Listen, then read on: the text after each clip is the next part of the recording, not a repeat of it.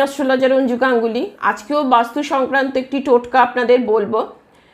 যাদের টাকা আটকে গেছে, টাকা কোনোভাবে আপনারা বাইরে থেকে সেই টাকা ফেরত পাচ্ছেন না, তাদের উদ্দেশ্যে আজকের এই টোটকা। কি করবেন না, একটি চৌকো সাদা কাগজ নেবেন। সাদা কাগজের মধ্যে 6 লাল কালি দিয়ে লিখবেন। সেটিকে ল্যামিনেশন করে নেবেন। ল্যামিনেশন করে আপনার বাড়ির সাউথ ইস্ট কর্নারে সেটিকে চিপকে দেবেন বা লাগিয়ে দেবেন। সেটাকে সাউথ ইস্ট কর্নারে লাগিয়ে দেবেন।